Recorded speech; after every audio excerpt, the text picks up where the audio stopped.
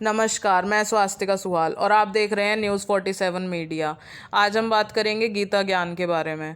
भगवत गीता में केवल धर्म से जुड़े उपदेश नहीं है, बल्कि इसमें जीवन का ऐसा सार छिपा है जिससे अपने जीवन में अपनाने से व्यक्ति का जीवन पूरी तरह से बदल सकता है और वह सफलता प्राप्त कर सकता है।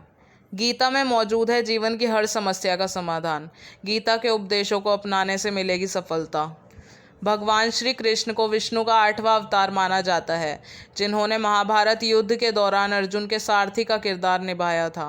महाभारत के इसी युद्ध में कृष्ण ने कुरुक्षेत्र के मैदान में अर्जुन को गीता का उपदेश दिया था।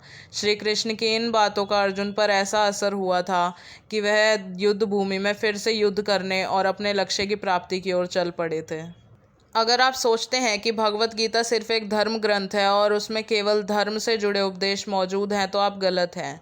गीता में लिखे भगवान श्री कृष्ण के ये उपदेश न सिर्फ अनमोल हैं, बल्कि आज भी पूरी तरह से प्रासंगिक हैं।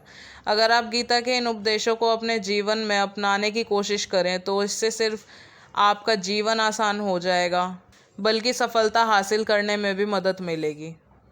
बात चाहे खुद पर काबू रखने की हो, सामाजिक तौर पर किस तरह से व्यवहार करना चाहिए उसकी हो, या फिर किसी तरह की भावनात्मक तकलीफ की हो, गीता में सभी का समाधान मौजूद है।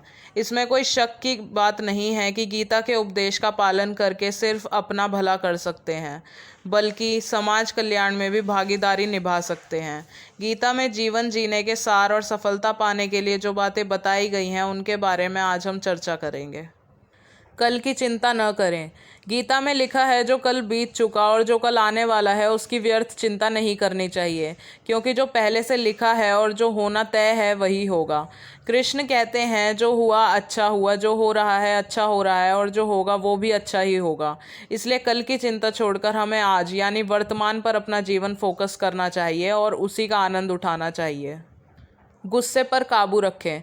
भगवान श्री कृष्ण कहते हैं, काम, क्रोध और लोभ आत्मा का नाश कर देता है, इसलिए इन तीनों दोषों का समूल नाश कर देना चाहिए। गीता में कहा गया है कि क्रोध यानी गुस्से से भ्रम उत्पन्न होता है और भ्रमित व्यक्ति अपने मार्ग से भटक जाता है और मनुष्य का पतन हो जाता है। इसलिए अपने गुस्से पर नियंत्रण रखना बेहद ज़रूरी है। अच्छे बुरे दोनों वक्त को स्वीकार करें। गीता में भगवान श्री कृष्ण कहते हैं कि दिन खत्म होने के बाद रात आती है, बहुत गर्मी के बाद एक सुखद मॉनसून आता है। ये बातें दिखाती हैं कि परिवर्तन ही संसार का नियम है और कोई भी वक्त हमेशा एक समान नहीं रहता। इसलिए अच्छा या बुरा समय कोई वस्तु या बात के लिए दुखी होने की ज़रूरत नहीं, क्योंकि इससे बदलाव होना निश्चित है। जो जैसा है उसे वैसा ही स्वीकार करें। नतीजे की चिंता न करें। गीता में श्री कृष्ण कहते हैं कि मनुष्य जैसा कर्म करता है उसके अनुरूप ही उस फल की प्राप्ति होती है, इसीलिए अच्छे कर्मों को ही महत्व देना चाहिए।